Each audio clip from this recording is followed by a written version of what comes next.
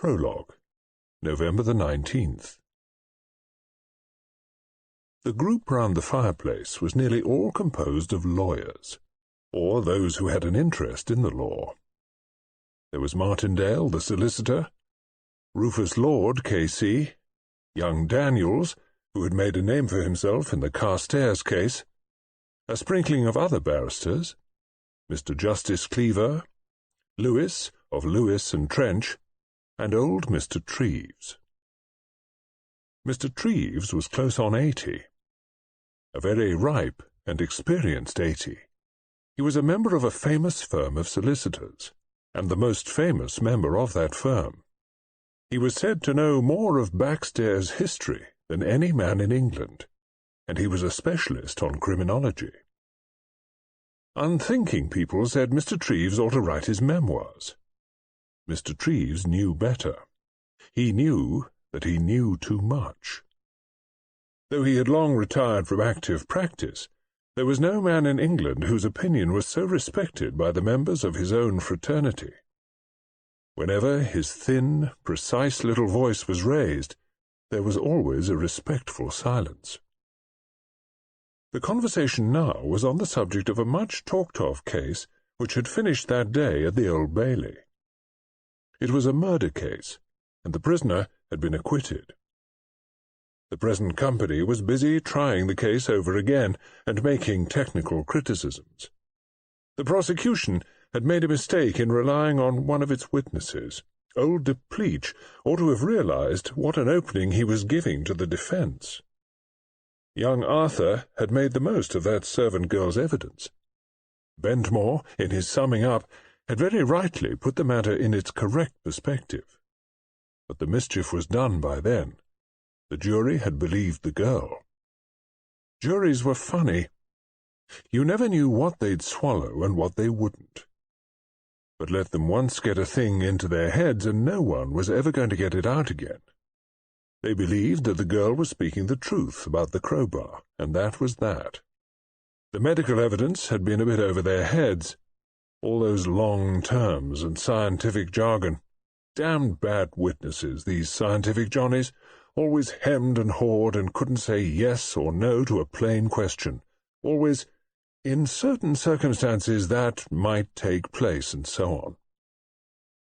They talked themselves out, little by little, and as the remarks became more spasmodic and disjointed, a general feeling grew of something lacking. One head after another turned in the direction of Mr. Treves, for Mr. Treves had as yet contributed nothing to the discussion. Gradually it became apparent that the company was waiting for a final word from its most respected colleague. Mr. Treves, leaning back in his chair, was absent-mindedly polishing his glasses. Something in the silence made him look up sharply. He said. What was that? You asked me something? Young Lewis spoke. We were talking, sir, about the Lamorne case. He paused expectantly. Yes, said Mr. Treves. I was thinking of that. There was a respectful hush. But I'm afraid, said Mr. Treves, still polishing, that I was being fanciful. Yes, fanciful. Result of getting on in years, I suppose. At my age one can claim the privilege of being fanciful if one likes. Yes, indeed, sir, said young Lewis, but he looked puzzled. I was thinking, said Mr. Treves, not so much of the various points of law raised, though they were interesting, very interesting. If the verdict had gone the other way, there would have been good grounds for appeal, I rather think, but I won't go into that now. I was thinking, as I say, not of the points of law, but of the people in the case. Everybody looked rather astonished. They had considered the people in the case only as regarding their credibility or otherwise as witnesses. No one had even hazarded a speculation as to whether the prisoner had been guilty or innocent, as the court had pronounced him to be. Human beings, you know, said Mr. Treves thoughtfully, human beings. All kinds and sorts and sizes and shapes of 'em. Some with brains, and a good many more without. They'd come from all over the place. Lancashire, Scotland, that restaurant proprietor from Italy, and that school-teacher woman from somewhere out Middle West. All caught up and enmeshed in the thing, and finally all brought together in a court of law in London on a grey November day, each one contributing his little part, the whole thing culminating in a trial for murder. He paused and gently beat a delicate tattoo on his knee. "I like a good detective story," he said, "but you know, they begin in the wrong place. They begin with the murder. But the murder is the end. The story begins long before that, years before sometimes, with all the causes and events that bring certain people to a certain place at a certain time on a certain day. Take that little maidservant's evidence.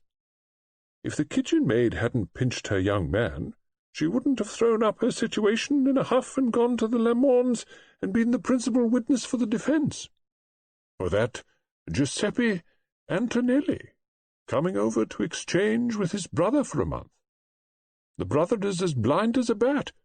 He wouldn't have seen what Giuseppe's sharp eyes saw. If the constable hadn't been sweet on the cook at number 48, he wouldn't have been late on his beat." He nodded his head gently. "All converging towards a given spot. And then, when the time comes, over the top, 0 hour. Yes, all of them converging towards 0. He repeated, "Towards 0. Then he gave a quick little shudder. "You're cold, sir. Come nearer the fire." "No, no," said Mr. Treves. "Just someone walking over my grave, as they say. Well, well, I must be making my way homewards." He gave an affable little nod and went slowly and precisely out of the room. There was a moment of dubious silence, and then Rufus Lord Casey remarked that poor old Treves was getting on. Sir William Cleaver said, "An acute brain, a very acute brain. But Anno Domini tells in the end." "Got a groggy heart, too," said Lord. "May drop down any minute, I believe." "Oh, he takes pretty good care of himself," said young Lewis. At that moment, Mr. Treves was carefully stepping into his smooth-running Daimler. It deposited him at a house in a quiet square. A solicitous butler valet helped him off with his coat. Mr. Treves walked into his library, where a coal fire was burning. His bedroom lay beyond, for out of consideration for his heart, he never went upstairs. He sat down in front of the fire and drew his letters towards him. His mind was still dwelling on the fancy he had outlined at the club. "Even now," thought Mr. Treves to himself, "some drama, some murder to be, is in course of preparation.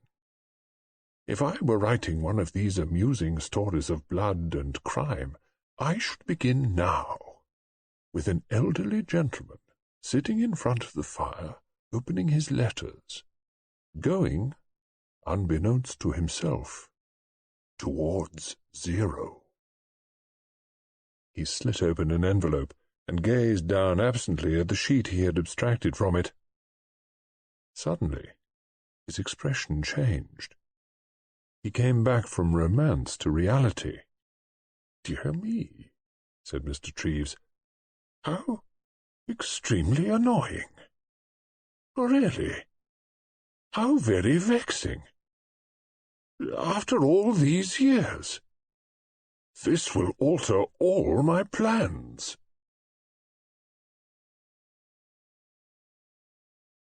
Open the door, and here are the people. January the 11th. The man in the hospital bed shifted his body slightly, and stifled a groan. The nurse in charge of the ward got up from her table and came down to him. She shifted his pillows and moved him into a more comfortable position. Angus McWhirter only gave a grunt by way of thanks. He was in a state of seething rebellion and bitterness. By this time it ought to have been over. He ought to have been out of it all. Curse that damned ridiculous tree growing out of the cliff. Curse those officious sweethearts who braved the cold of a winter's night to keep a tryst on the cliff edge. But for them and the tree it would have been over. A plunge into the deep icy water, a brief struggle perhaps, and then oblivion. The end of a misused, useless, unprofitable life. And now where was he? Lying ridiculously in a hospital bed with a broken shoulder and with the prospect of being hauled up in a police court for the crime of trying to take his own life. Curse it! It was his own life, wasn't it? And if he had succeeded in the job, they would have buried him piously, as of unsound mind. Unsound mind, indeed. He'd never been saner, and to commit suicide was the most logical and sensible thing that could be done by a man in his position. Completely down and out, with his health permanently affected, with a wife who had left him for another man, without a job, without affection, without money, health, or hope. Surely to end it all was the only possible solution. And now, here he was in this ridiculous plight. He would shortly be admonished by a sanctimonious magistrate for doing the common-sense thing with a commodity which belonged to him and to him only, his life. He snorted with anger. A wave of fever passed over him. The nurse was beside him again. She was young, red-haired, with a kindly, rather vacant face. "Are you in much pain?" "No, I'm not." "I'll give you something to make you sleep." "You'll do nothing of the sort." "But do you think I can't bear a bit of pain and sleeplessness?" She smiled in a gentle, slightly superior way. "Doctor said you could have something." "I don't care what doctor said." She straightened the covers and set a glass of lemonade a little nearer to him. He said, slightly ashamed of himself, "Sorry if I was rude." "Oh, that's all right." It annoyed him that she was so completely undisturbed by his bad temper. Nothing like that could penetrate her nurse's armour of indulgent indifference. He was a patient, not a man. He said, "Damned interference. All this damned interference," she said reprovingly. No, that isn't very nice." "Nice?" he demanded. "Nice? My God!" She said calmly, "You'll feel better in the morning." He swallowed. "You nurses. You nurses. You're inhuman, that's what you are." "We know what's best for you, you see." "That's what's so infuriating.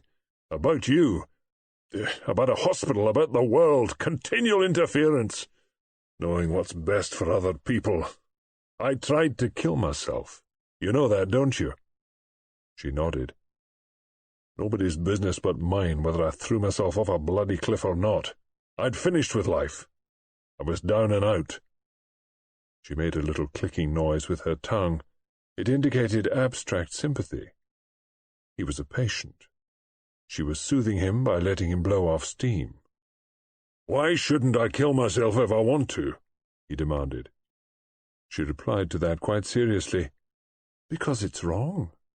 "Why is it wrong?" She looked at him doubtfully. She was not disturbed in her own belief, but she was much too inarticulate to explain her reaction. "Well, I mean, it's wicked to kill yourself. You've got to go on living, whether you like it or not." "Why have you?" "Well, there are other people to consider, aren't there?" "Not in my case. There's not a soul in the world who'd be the worse for my passing on." "Haven't you got any relations? No mother or sisters or anything?" "No. I had a wife once, but she left me. Quite right, too. She saw I was no good. But you've got friends, surely? No, I haven't. I'm not a friendly sort of man. Look here, nurse. I'll tell you something. I was a happy sort of chap once. Had a good job and a good-looking wife. There was a car accident. My boss was driving the car and I was in it. He wanted me to say that he was driving under 30 at the time of the accident. He wasn't. He was driving nearer 50. Nobody was killed. Nothing like that. He just wanted to be in the right for the insurance people. Well, I wouldn't say what he wanted. It was a lie. I don't tell lies. The nurse said, Well, I think you were quite right. Quite right. You do you? That pig-headedness of mine cost me my job. My boss was sore. He saw to it that I didn't get another. My wife got fed up seeing me mooch about, unable to get anything to do. She went off with a man who'd been my friend. He was doing well and going up in the world. I drifted along, going steadily down. I took to drinking a bit. That didn't help me to hold down jobs. Finally, I came down to hauling. Strained my inside. The doctor told me I'd never be strong again. Well, there wasn't much to live for then. Easiest way, and the cleanest way, was to go right out. My life was no good to myself or anyone else. The little nurse murmured, You don't know that. He laughed. He was better-tempered already. Her naive obstinacy amused him. My dear girl, what use am I to anybody? She said, confusedly, well, you don't know. You may be. Someday. Someday? There won't be any someday. Next time I shall make sure. She shook her head decidedly. Oh, no, she said. You won't kill yourself now. Why not? They never do. He stared at her. They never do. He was one of a class of would-be suicides. Opening his mouth to protest energetically, his innate honesty suddenly stopped him. Would he do it again? Did he really mean to do it? He knew suddenly that he didn't. For no reason. Perhaps the right reason was the one she had given out of her specialized knowledge. Suicides didn't do it again. All the more he felt determined to force an admission from her on the ethical side. At any rate, I've got a right to do what I like with my own life. No, you haven't. But why not, my dear girl, why? She flushed. She said, her fingers playing with the little gold cross that hung round her neck, You don't understand. God may need you. He stared, taken aback. He did not want to upset her childlike faith. He said mockingly, I suppose that one day I may stop a runaway horse and save a golden-haired child from death, eh? Is that it? She shook her head. She said with vehemence, and trying to express what was so vivid in her mind and so halting on her tongue, It may be just by being somewhere, not doing anything, just by being at a certain place at a certain time. Oh, I can't say what I mean, but you might just walk along a street some day, and just by doing that accomplish something terribly important, perhaps even without knowing what it was. The red-haired little nurse came from the west coast of Scotland, and some of her family had the sight. Perhaps dimly she saw a picture of a man walking up a road on a night in September, and thereby saving a human being from a terrible death. February the 14th. There was only one person in the room, and the only sound to be heard was the scratching of that person's pen as it traced line after line across the paper. There was no one to read the words that were being traced. If there had been, they would hardly have believed their eyes. For what was being written was a clear carefully detailed project for murder. There are times when a body is conscious of a mind controlling it, when it bows obediently to that alien something that controls its actions. There are other times when a mind is conscious of owning and controlling a body and accomplishing its purpose by using that body. The figure sitting writing was in the last-named state.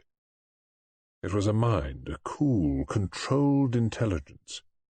This mind had only one thought and one purpose: the destruction of another human being. To the end that this purpose might be accomplished, the scheme was being worked out meticulously on paper. Every eventuality, every possibility was being taken into account. The thing had got to be absolutely foolproof. The scheme, like all good schemes, was not absolutely cut and dried. There were certain alternative actions at certain points. Moreover, since the mind was intelligent, it realized that there must be intelligent provision left for the unforeseen. But the main lines were clear and had been closely tested. The time, the place, the method, the victim. The figure raised its head. With its hand it picked up the sheets of paper and read them carefully through. Yes, the thing was crystal clear. Across the serious face a smile came. It was a smile that was not quite sane. The figure drew a deep breath. As man was made in the image of his Maker, so there was now a terrible travesty of a Creator's joy. Yes, everything planned. Everyone's reaction foretold and allowed for, the good and evil in everybody played upon and brought into harmony with one evil design. There was one thing lacking still. With a smile, the writer traced a date. A date in September. Then, with a laugh, the paper was torn in pieces, and the pieces carried across the room and put into the heart of the glowing fire. There was no carelessness. Every single piece was consumed and destroyed. The plan was now only existent in the brain of its creator.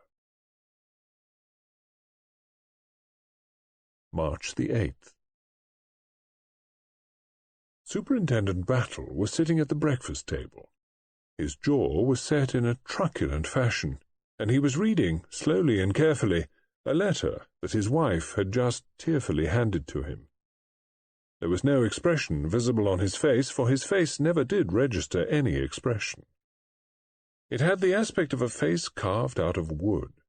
It was solid and durable, and in some way impressive. Superintendent Battle had never suggested brilliance. He was definitely not a brilliant man, but he had some other quality, difficult to define, that was nevertheless forceful. "I can't believe it," said Mrs. Battle, sobbing. "Sylvia!"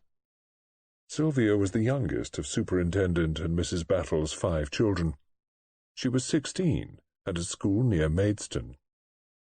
The letter was from Miss Amfrey, headmistress of the school in question. It was a clear, kindly, and extremely tactful letter. It set out in black and white that various small thefts had been puzzling the school authorities for some time, that the matter had at last been cleared up, that Sylvia Battle had confessed, and that Miss Amfrey would like to see Mr. and Mrs. Battle at the earliest opportunity to discuss the position. Superintendent Battle folded up the letter, put it in his pocket, and said, "You leave this to me, Mary." He got up, walked round the table, patted her on the cheek, and said, "Don't worry, my dear. It'll be all right." He went from the room, leaving comfort and reassurance behind him. That afternoon, in Miss Amfrey's modern and individualistic drawing-room, Superintendent Battle sat very squarely on his chair, his large wooden hands on his knees, confronting Miss Amfrey and managing to look, far more than usual, every inch a policeman. Miss Amfrey was a very successful headmistress. She had personality, a great deal of personality. She was enlightened and up-to-date, and she combined discipline with modern ideas of self-determination. Her room was representative of the spirit of Meadway. Everything was of a cool oatmeal colour. There were big jars of daffodils and bowls of tulips and hyacinths, 1 or 2 good copies of the antique Greek, 2 pieces of advanced modern sculpture, 2 Italian primitives on the walls.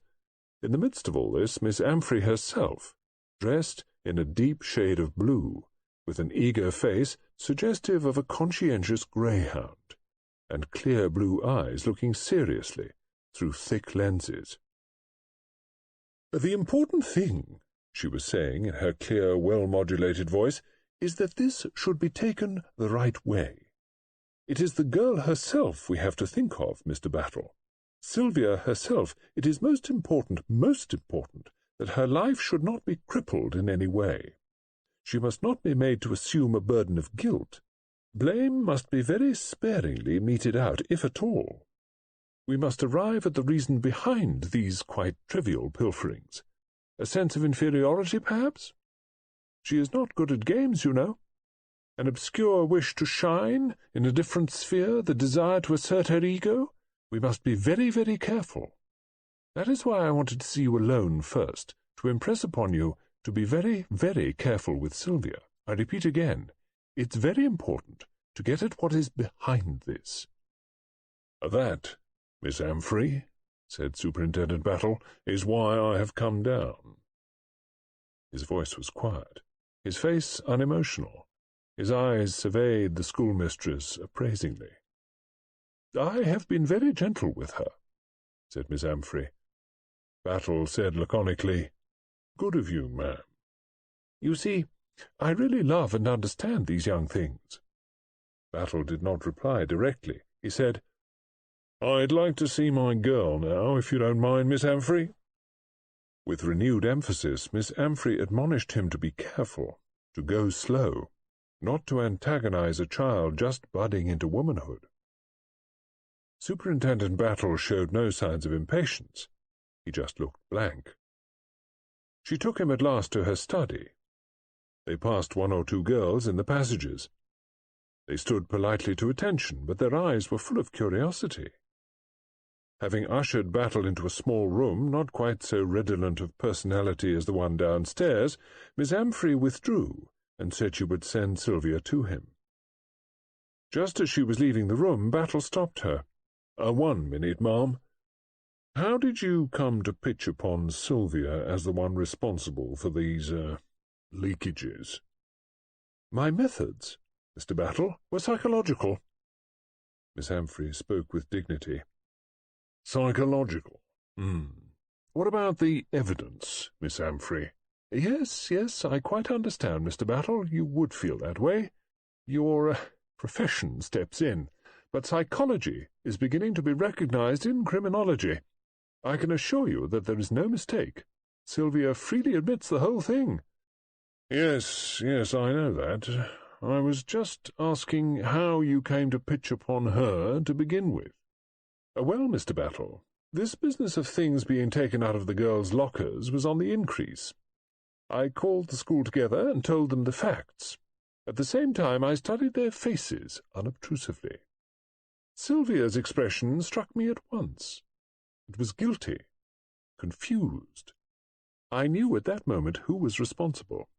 I wanted not to confront her with her guilt, but to get her to admit it herself. I set a little test for her, a word association." Battle nodded to show he understood.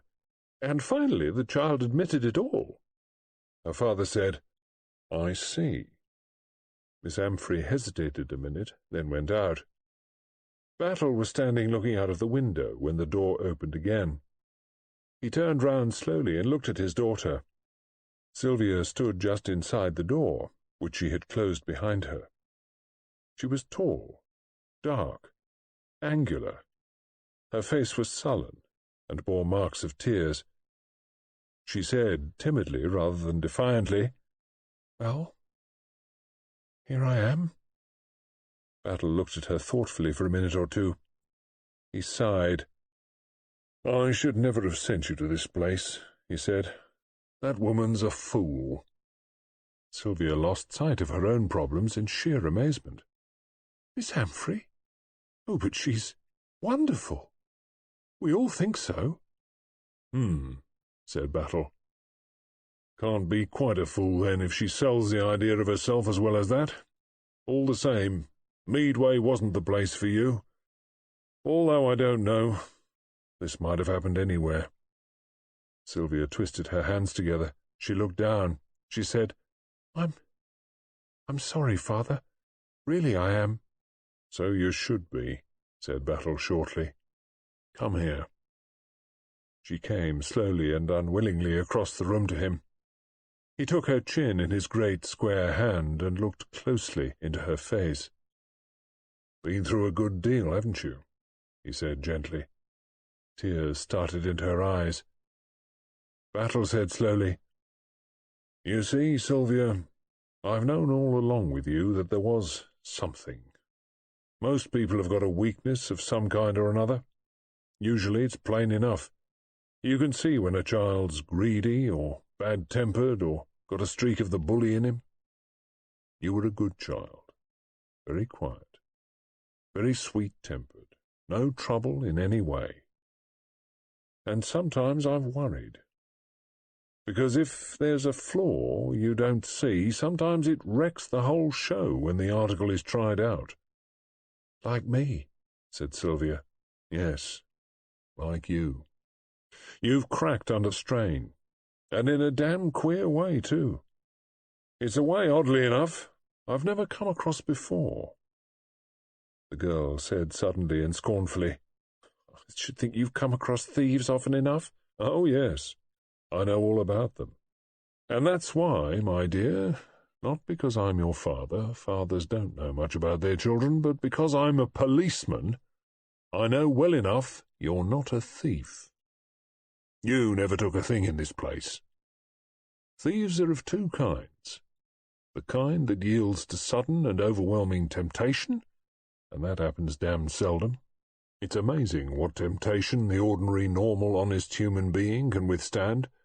And there's the kind that just takes what doesn't belong to them, almost as a matter of course.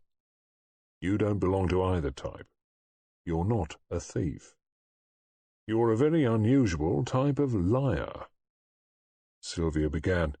"But," he swept on, "you've admitted it all. Oh, yes, I know that. There was a saint once. Went out with bread for the poor. Husband didn't like it. Met her and asked what was in her basket. She lost her nerve and said it was roses. He tore open her basket, and roses it was. A miracle. Now, if you'd been St. Elizabeth, and were out with a basket of roses, and your husband had come along and asked what you'd got, you'd have lost your nerve and said bread." He paused, and then said gently, "That's how it happened, isn't it?" There was a longer pause, and then the girl suddenly bent her head. Battle said, "Tell me, child, what happened exactly?" "She had us all up, made a speech, and I saw her eyes on me, and I knew she thought it was me. I felt myself getting red, and I saw some of the girls looking at me. It was awful. And then the others began looking at me and whispering in corners. I could see they all thought so. And then the amp had me up here with some of the others one evening. We played a sort of word game. She said words and we gave answers." Battle gave a disgusted grunt. "And I could see what it meant, and I sort of got paralyzed. I tried not to give the wrong word. I tried to think of things quite outside, like squirrels or flowers.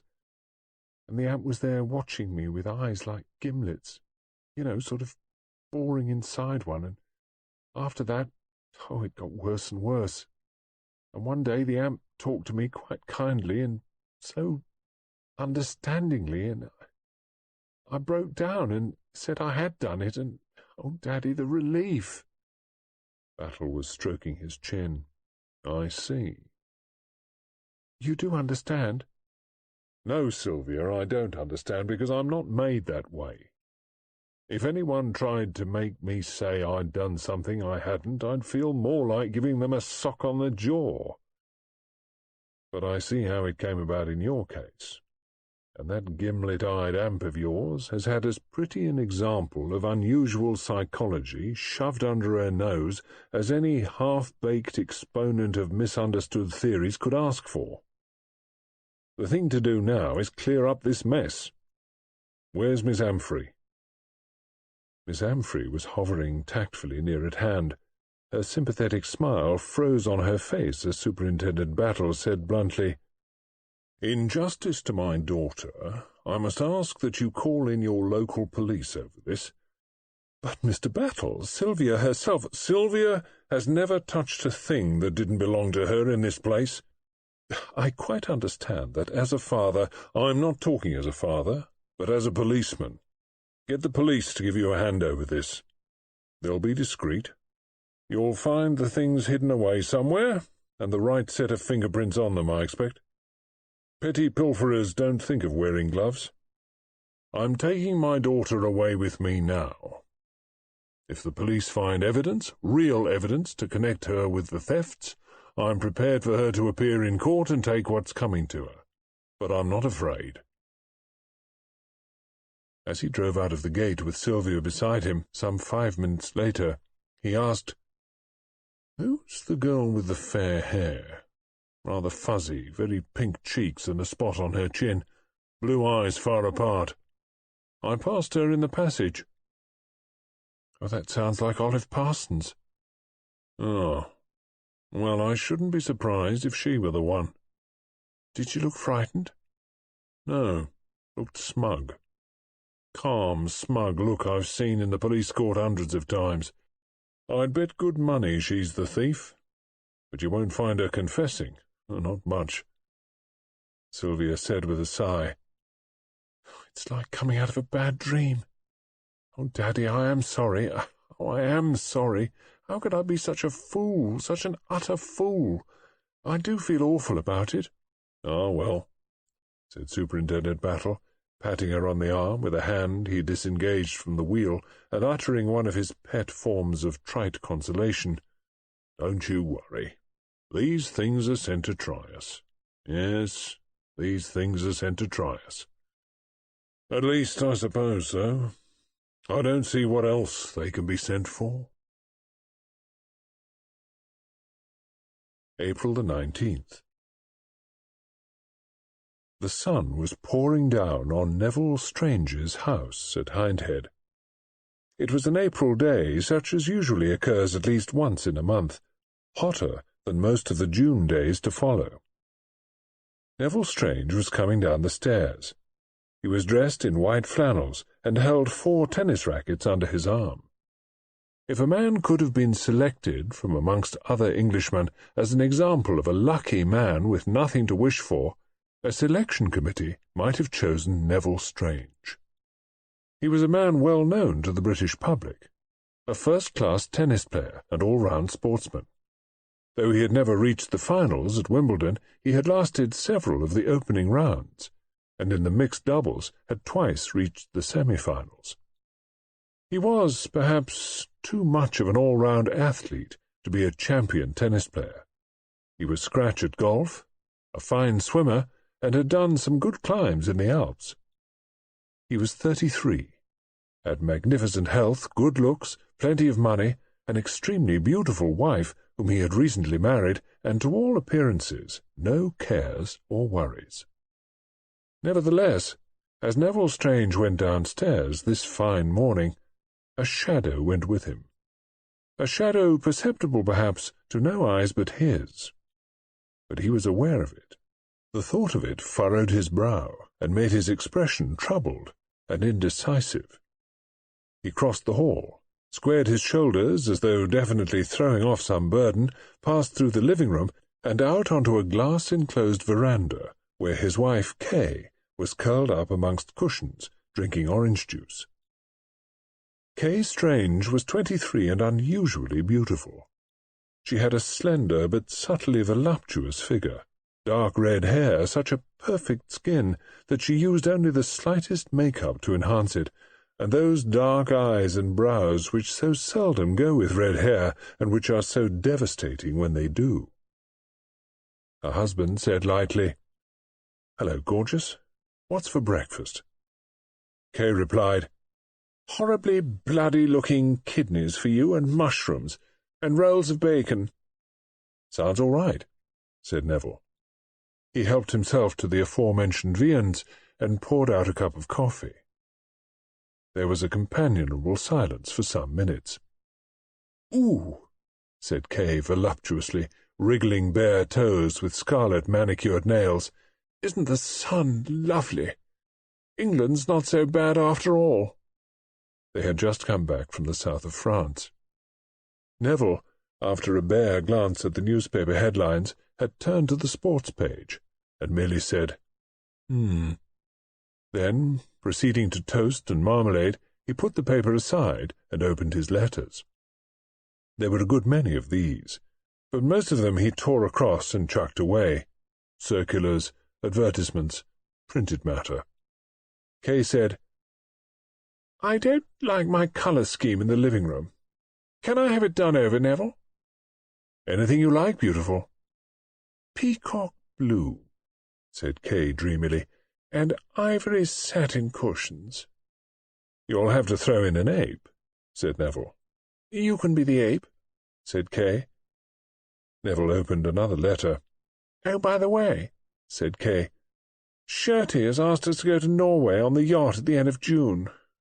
Rather sickening we can't."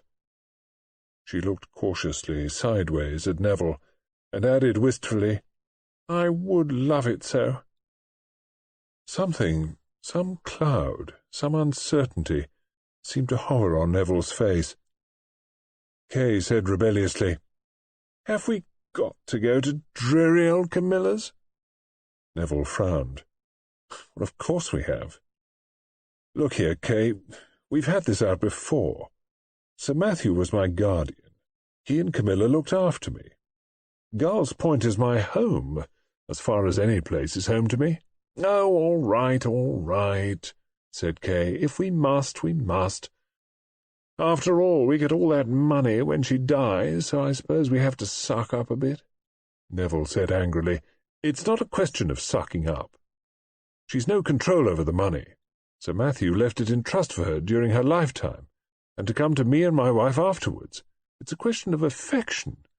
Why can't you understand that?" Kay said after a moment's pause, "Oh, I do understand, really.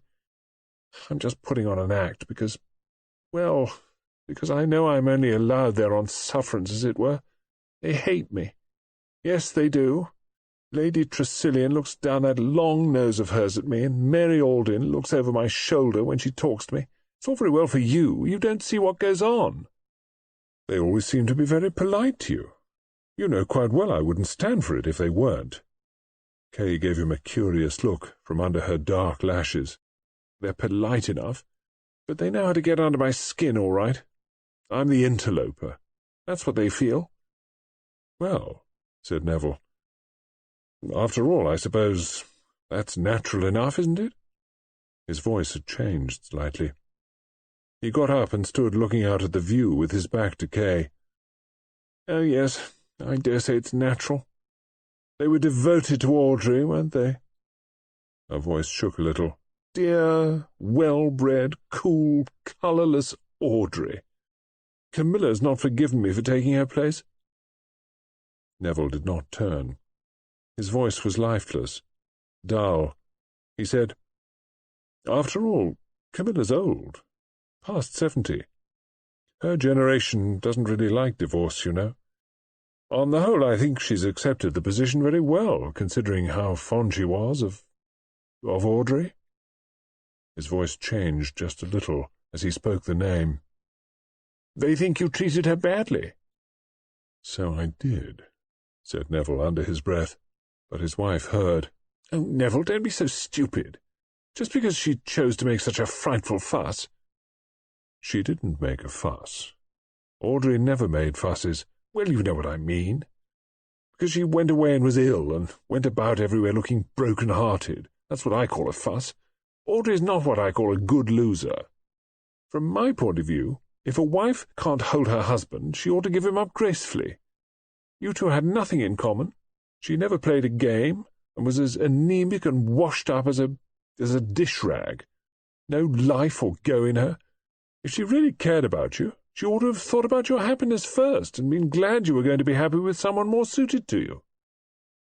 Neville turned. A faintly sardonic smile played round his lips. What a little sportsman! How to play the game in love and matrimony. Kay laughed and reddened. Well, perhaps I was going a bit too far. But at any rate, once the thing had happened, there it was. You've got to accept these things.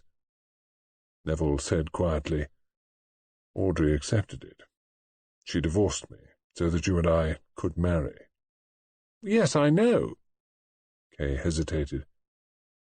Neville said, You've never understood Audrey. Oh, no, I haven't. In a way, Audrey gives me the creeps. I don't know what it is about her.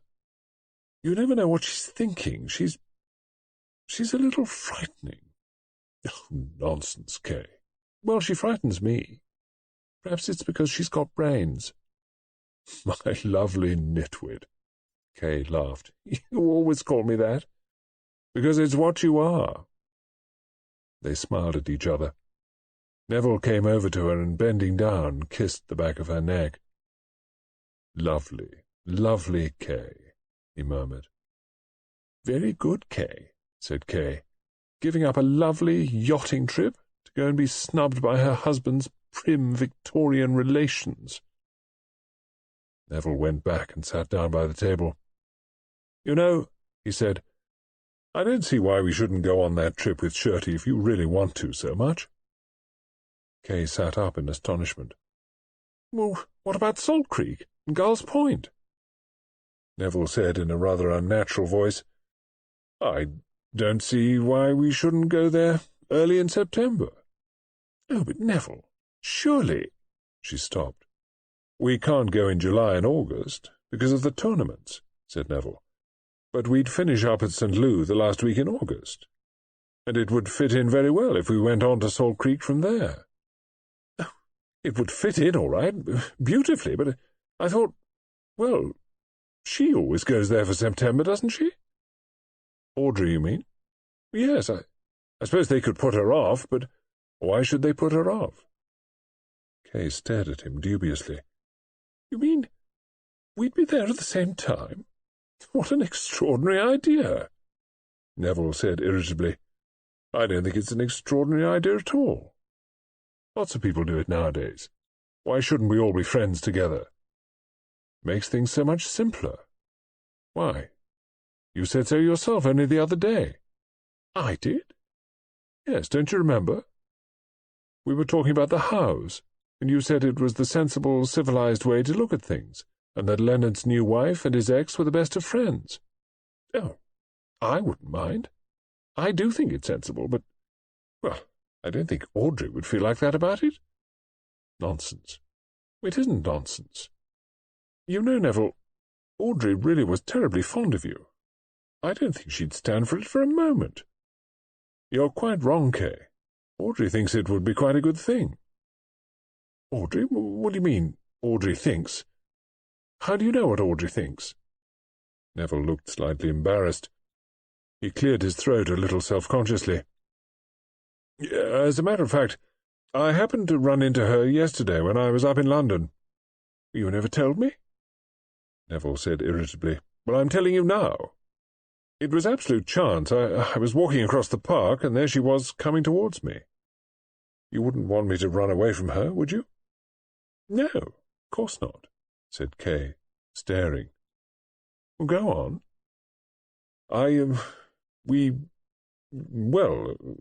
We stopped, of course, and then I turned round and walked with her. I felt it was the least I could do. Well, go on, said Kay. And then we sat down on a couple of chairs and talked. She was very nice. Very nice indeed. Delightful for you, said Kay. And we got talking, you know, about one thing and another. She was quite natural and normal and all that. "Remarkable," said Kay. "And she asked how you were? Very kind of her. And we talked about you for a bit. Really, Kay, she couldn't have been nicer. Darling Audrey. And then it sort of came to me, how nice it would be if you two could be friends, if we could all get together. And it occurred to me that perhaps we might manage it at Gull's Point this summer. Sort of place it could happen quite naturally." "You thought of that?" Well, yes, of course, it was all my idea." "You've never said anything to me about having any such idea." "Well, I only happened to think of it just then." "I see. Anyway, you suggested it, and Audrey thought it was a marvellous brainwave." For the first time, something in Kay's manner seemed to penetrate to Neville's consciousness. He said, "Is anything the matter, Gorgeous?" "No, nothing at all. It didn't occur to you or Audrey whether I should think it was a marvellous idea?" Neville stared at her. "But, Kay, why on earth should you mind?" Kay bit her lip. Neville went on. "You said yourself only the other day—" "Oh, don't go into all that again. I was talking about other people, not us. But that's partly what made me think of it. More fool me. Not that I believe that." Neville was looking at her with dismay. "But, Kay, why should you mind? I mean, there's nothing for you to mind about. Isn't there? Well, I mean, any jealousy or that would be on the other side." He paused. His voice changed. "You see, Kay, you and I treated Audrey down badly. No, I don't mean that. It was nothing to do with you. I treated her very badly. It's no good just saying that I couldn't help myself. I feel that if this could come off, I'd feel better about the whole thing. It would make me a lot happier." Kay said slowly, "So, you haven't been happy?" "Darling idiot. What do you mean? Of course I've been happy, radiantly happy, but—" Kay cut in. "But. That's it. There's always a but in this house. Some damn creeping shadow about the place. Audrey's shadow." Neville stared at her. "You mean to say you're jealous of Audrey?" he asked. "I'm not jealous of her. I'm afraid of her. Neville, you don't know what Audrey's like." "Not know what she's like when I've been married to her for over 8 years?" "You don't know," Kay repeated, "what Audrey is like." April the 30th. "Preposterous," said Lady Tressilian. She drew herself up on her pillow and glared fiercely round the room. "Absolutely preposterous. Neville must be mad." "It does seem rather odd," said Mary Alden. Lady Tressilian had a striking-looking profile, with a slender, bridged nose, down which, when so inclined, she could look with telling effect. Though now over 70 and in frail health, her native vigour of mind was in no way impaired. She had, it is true, long periods of retreat from life and its emotions when she would lie with half-closed eyes, but from these semi-comas she would emerge with all her faculties sharpened to the uttermost and with an incisive tongue. Propped up by pillows and a large bed set across one corner of her room, she held her court like some French queen. Mary Alden, a distant cousin, lived with her and looked after her. The two women got on together excellently.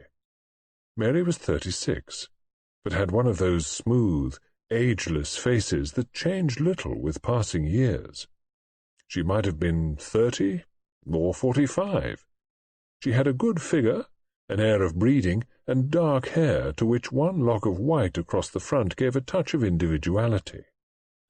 It was at one time a fashion, but Mary's white lock of hair was natural, and she had had it since her girlhood. She looked down now reflectively at Neville Strange's letter, which Lady Tressilian had handed to her. "Yes," she said, "it does seem rather odd." "You can't tell me," said Lady Tressilian, "that this is Neville's own idea. Somebody has put it into his head, probably that new wife of his." "Kay? You think it was Kay's idea?" "It would be quite like her. New and vulgar.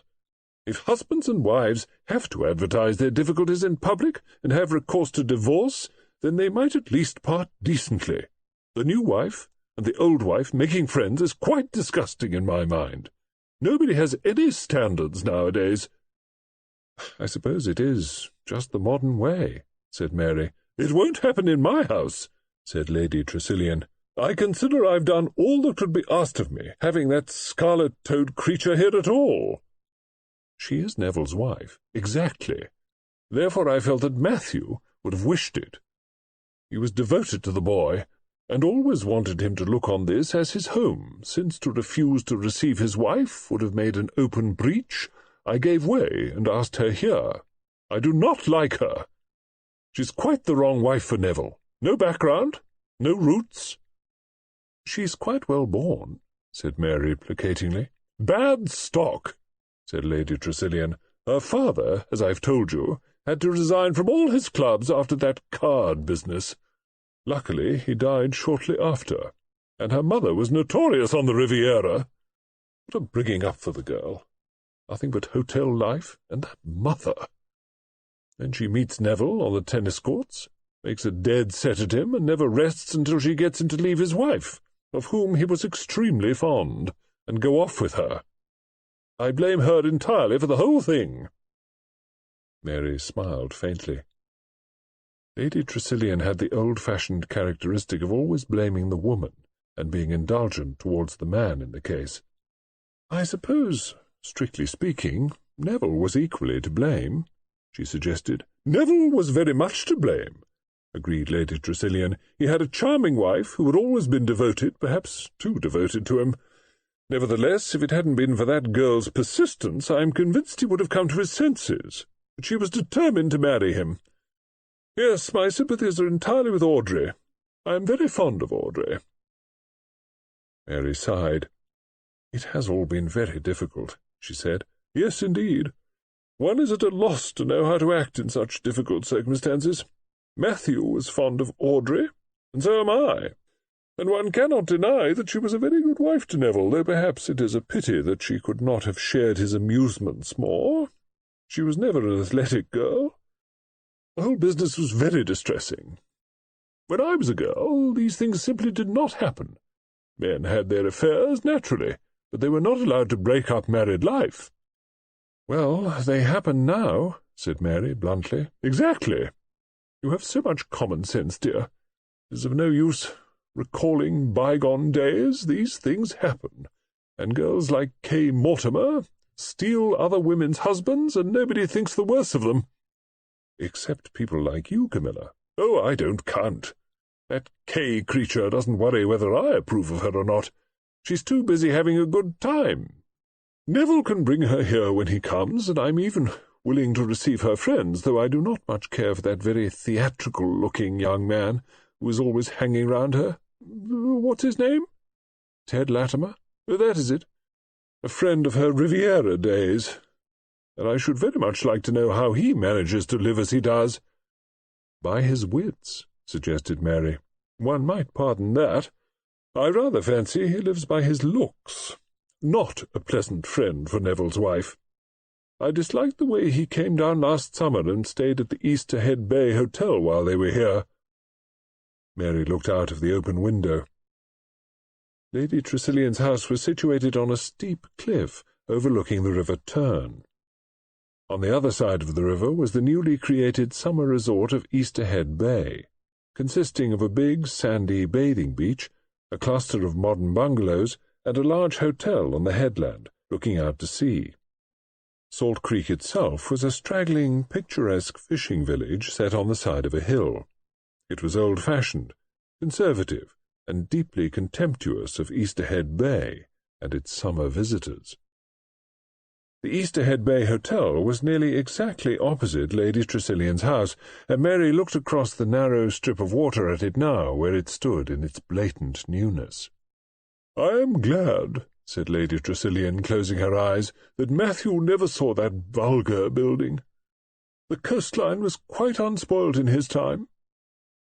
Sir Matthew and Lady Tressilian had come to Gull's Point 30 years ago. It was 9 years since Sir Matthew, an enthusiastic sailing man, had capsized his dinghy and been drowned, almost in front of his wife's eyes. Everybody had expected her to sell Gull's Point and leave Salt Creek, but Lady Tressilian had not done so. She had lived on in the house, and her only visible reaction had been to dispose of all the boats and do away with the boathouse. There were no boats available for guests at Gull's Point. They had to walk along to the ferry and hire a boat from one of the rival boatmen there. Mary said, hesitating a little, "Shall I write then to Neville and tell him that what he proposes does not fit in with our plans?" "I certainly shall not dream of interfering with Audrey's visit. She has always come to us in September, and I shall not ask her to change her plans." Mary said, looking down at the letter, "You did see that Neville says Audrey, approves of the idea, that she is quite willing to meet Kay?" "I simply don't believe it," said Lady Tressilian. "Neville, like all men, believes what he wants to believe." Mary persisted. "He says he has actually spoken to her about it." "What a very odd thing to do." "No, perhaps after all it isn't." Mary looked at her inquiringly. "Like Henry VIII," said Lady Tressilian. Mary looked puzzled. Lady Tressilian elaborated her last remark. "Conscience, you know. Henry was always trying to get Catherine to agree that the divorce was the right thing. Neville knows that he has behaved badly. He wants to feel comfortable about it all. So he has been trying to bully Audrey into saying everything is all right, and that she'll come and meet Kay, and that she doesn't mind at all." "I wonder," said Mary slowly. Lady Tressilian looked at her sharply. "What's in your mind, my dear?" "I was wondering—" She stopped and then went on. It seems so unlike Neville, this letter. You don't think that, for some reason, Audrey wants this meeting?" "Why should she?" said Lady Tressilian sharply. "After Neville left her, she went to her aunt, Mrs. Royd, at the rectory, and had a complete breakdown. She was absolutely like a ghost of her former self. Obviously it hit her terribly hard. She's one of those quiet, self-contained people who feel things intensely." Mary moved uneasily. "Yes, she is intense. A queer girl, in many ways. She suffered a lot. Then the divorce went through, and Neville married the girl, and little by little Audrey began to get over it. Now she's almost back to her old self. You can't tell me she wants to rake up old memories again." Mary said with gentle obstinacy, "Neville says she does." The old lady looked at her curiously. "You're extraordinarily obstinate about this, Mary. Why? Do you want to have them here together?" Mary Alden flushed. "No, of course not." Lady Tressilian said sharply, "It's not you who've been suggesting all this to Neville? How can you be so absurd? Well, I don't believe for a minute it's really his idea. It's not like Neville." She paused a minute. Then her face cleared. "It's the 1st of May tomorrow, isn't it? Well, on the 3rd, Audrey is coming to stay with the Darlingtons at S-Bank. It's only 20 miles away. Write and ask her to come over and lunch here." May the 5th. "Mrs. Strange, my lady." Audrey Strange came into the big bedroom, crossed the room to the big bed, stooped down, kissed the old lady, and sat down in a chair placed ready for her. "Nice to see you, my dear," said Lady Tressilian. "And nice to see you," said Audrey. There was a quality of intangibility about Audrey Strange. She was of medium height, with very small hands and feet. Her hair was ash blonde, and there was very little colour in her face. Her eyes were set wide apart, and were a clear, pale grey. Her features were small and regular, a straight little nose set in a small, oval, pale face. With such colouring, with a face that was pretty but not beautiful, she had nevertheless a quality about her that could not be denied nor ignored, and that drew your eyes to her again and again. She was a little like a ghost, but you felt at the same time that a ghost might be possessed of more reality than a live human being. She had a singularly lovely voice, soft and clear like a small silver bell. For some minutes she and the old lady talked of mutual friends and current events. Then Lady Tressilian said, "Besides the pleasure of seeing you, my dear, I asked you to come because I've had rather a curious letter from Neville." Audrey looked up. Her eyes were wide, tranquil, and calm. She said, "Oh, yes." "He suggests, a preposterous suggestion I call it, that he and Kay should come here in September. He says he wants you and Kay to be friends, and that you yourself think it a good idea." She waited. Presently, Audrey said in her gentle, placid voice, "Is it so preposterous?" "My dear, do you really want this to happen?" Audrey was silent again for a minute or two. Then she said gently, "I think, you know, it might be rather a good thing." "You really want to meet you want to meet Kay?" "I do think, Camilla, that it might simplify things." "Simplify things?" Lady Tressilian repeated the words helplessly. Audrey spoke very softly. "Dear Camilla, you have been so good. If Neville wants this—" "A fig for what Neville wants," said Lady Tressilian robustly. "Do you want it? That's the question." A little colour came in Audrey's cheeks. It was the soft, delicate glow of a seashell. "Yes," she said, "I do want it." "Well," said Lady Tressilian, "well—" She stopped. "But of course," said Audrey, "it's entirely your choice. It's your house, and—" Lady Tressilian shut her eyes. "I'm an old woman," she said. "Nothing makes sense any more." "But of course I'll come some other time. Any time will suit me." "You'll come in September, as you always do," snapped Lady Tressilian. "And Neville and Kay shall come too. I may be old, but I can adapt myself, I suppose, as well as anyone else, to the changing phases of modern life. Not another word, that's settled." She closed her eyes again. After a minute or two, she said, peering through half-shut lids at the young woman sitting beside her, "Well, got what you want?" Audrey started. "Oh, yes, thank you." "My dear," said Lady Tressilian, and her voice was deep and concerned, "are you sure this isn't going to hurt you? You were very fond of Neville, you know. This may reopen old wounds." Audrey was looking down at her small gloved hands. One of them, Lady Tressilian noticed, was clenched on the side of the bed. Audrey lifted her head. Her eyes were calm and untroubled. She said, "All that is quite over now. Quite over." Lady Tressilian leaned more heavily back on her pillows. "Well, you should know. I'm tired. You must leave me now, dear. Mary is waiting for you downstairs. Tell them to send Barrett to me." Barrett was Lady Tressilian's elderly and devoted maid. She came in to find her mistress lying back with closed eyes. "The sooner I am out of this world, the better, Barrett," said Lady Tressilian. "I don't understand anything, or anyone in it." "Ah, don't say that, my lady. You're tired." "Yes, I'm tired. Take that eiderdown off my feet and give me a dose of my tonic." "It's Mrs. Strange coming that's upset you. A nice lady, But she could do with a tonic, I'd say, not healthy.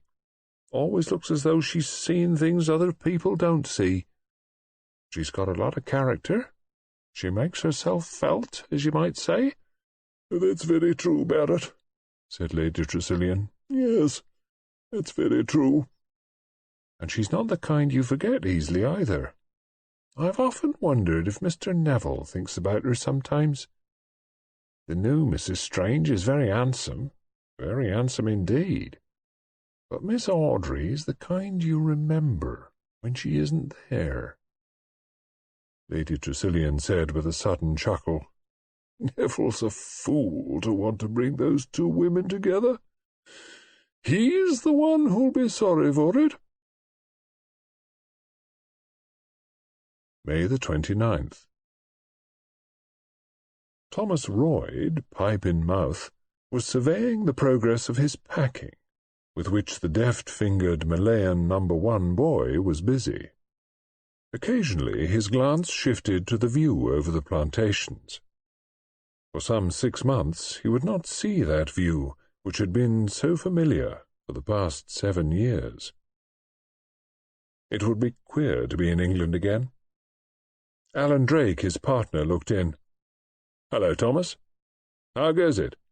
"All set now." "Come and have a drink, you lucky devil. I'm consumed with envy." Thomas Royd moved slowly out of the bedroom and joined his friend. He did not speak, for Thomas Royd was a man singularly economical of words. His friends had learned to gauge his reactions correctly from the quality of his silences. A rather thick-set figure, with a straight, solemn face and observant, thoughtful eyes, he walked a little sideways, crab-like. This, the result of being jammed in a door during an earthquake, had contributed towards his nickname of the Hermit Crab. It had left his right arm and shoulder partially helpless, which, added to an artificial stiffness of gait, often led people to think he was feeling shy and awkward, when in reality he seldom felt anything of the kind. Alan Drake mixed the drinks. "Well," he said, "good hunting?" Royd said something that sounded like a hum. Drake looked at him curiously. "Phlegmatic as ever," he remarked. "Don't know how you manage it. How long is it since you went home?" 7 years. Nearer 8. It's a long time. Wonder you haven't gone completely native." "Perhaps I have." "You always did belong to our dumb friends rather than to the human race. Planned out your leave?" "Well, yes, partly." The bronze, impassive face took a sudden and a deeper brick-red tinge. Alan Drake said with lively astonishment, "I believe there's a girl! Damn it all, you are blushing." Thomas Royd said rather huskily, "Don't be a fool," and he drew very hard on his ancient pipe. He broke all previous records by continuing the conversation himself. "Dare say," he said, "I shall find things a bit changed." Alan Drake said curiously, "I've always wondered why you chucked going home last time. Right at the last minute, too." Royd shrugged his shoulders. "Thought that shooting trip might be interesting.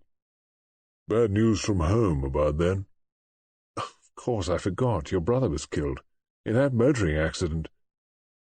Thomas Royd nodded. Drake reflected that, all the same, it seemed a curious reason for putting off a journey home. There was a mother, he believed also a sister. Surely at such a time. Then he remembered something. Thomas had cancelled his passage before the news of his brother's death arrived. Alan looked at his friend curiously. Dark horse, old Thomas. After a lapse of 3 years, he could ask, "Are you and your brother great pals?" "Adrian and I? Well, not particularly. Each of us always went his own way. He was a barrister." Yes, thought Drake, a very different life. Chambers in London, parties, a living earned by the shrewd use of the tongue. He reflected that Adrian Royd must have been a very different chap from old Silent Thomas. "Your mother's alive, isn't she?" "The mater? Yes." "And you've got a sister, too?" Thomas shook his head. "Oh, I thought you had, in that snapshot." Royd mumbled. "Not a sister, sort of distant cousin or something. Brought up with us, because she was an orphan." Once more a slow tide of colour suffused the bronzed skin. Drake thought, "Hello?" He said, "Is she married?"